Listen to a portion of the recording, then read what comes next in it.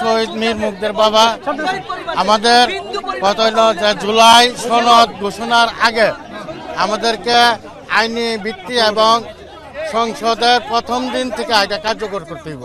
পুলিশের পক্ষ থেকে বলা হয়েছে যে আজকের যে অনুষ্ঠান করার জন্য হা অথবা না করার জন্য, আমরা বলছি যে হা এবং না করার কোনো প্রশ্ন ওঠে না।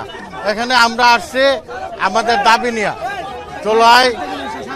জুলাই সনদ ঘোষণার আগে আমাদেরকে কনফার্ম করতে হইব যে এই জুলাই সনদ ঘোষণার আইনি বৈধতা এবং সংসদ নির্বাচনের প্রথম অধিবেশনের প্রথম দিন থেকে ওইটা কার্যকর করতে হবে। পুলিশের পক্ষ থেকে আমি ইয়ামিনের বাবা হাত দিয়েছি হ্যান্ডশেক করার জন্য, উনি হ্যান্ডশেক করে নাই। উনি বলছে যে কোনো কথা শোনা হবে না, না অথবা না বলেন। আমরা কি হানা করার জন্য আমার সন্তানদেরকে শহীদ করছে এখানে? এই রক্ত দিয়েছে কি হানা বলার জন্য? কত বড় বেয়াদব! শহীদের বাবার সাথে হাত মেলাতে তার কষ্ট হয়। আমরা যতক্ষণ না আমাদের যে দাবি আছে নিশ্চিত করা হবে। দাবিটা হচ্ছে জুলাই সনদকে আইনি বাধ্যবাধকতা, আইনি ভিত্তি দিতে হবে। শহীদ এবং আহত যোদ্ধাদেরকে সমস্ত প্রকার নিরাপত্তা, এই যে বেয়াদবগুলো যেগুলো আসতেছে, এরকম বেয়াদব বাংলাদেশে প্রচুর রয়ে গেছে। তারা যেন কখনোই চোখ তুলে কথা বলতে না পারে, তাদের নিরাপত্তা দিতে হবে।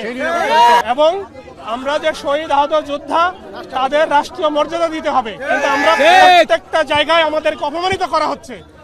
আর এইটার যদি বাধ্যবাধকতা না থাকে এবং এই সনদের মধ্যে উল্লেখ করা আছে, যদি এইটা তারা কোনো দল এসে যদি না মানে তাদের বিরুদ্ধে কোনো মামলা করা যাবে না, তাহলে এই সনদটা সই করে লাভ কি? তাহলে এই সনদ যদি নির্দিষ্ট কোনো সময়ে বা কোনো একটা সংসদ এসেও যদি এটা বাস্তবায়ন না করে, তাহলে এটা আমরা সিগনেচার করে আমাদের লাভ থাকি। কমিশনার সাহেবের কাছে, কমিশনার সাহেবকে এসে আমি সালাম দিয়ে হ্যান্ডশেক করতে গেছি, উনি হ্যান্ডশেক করে নাই।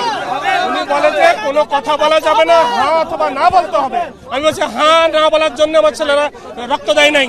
এটা ব্রিটিশরা শাসন করে নাই দেশ, ঠিক আছে? আমাদের সাথে আলাপ করতে হবে, আইনি বৈধতা দিতে হবে।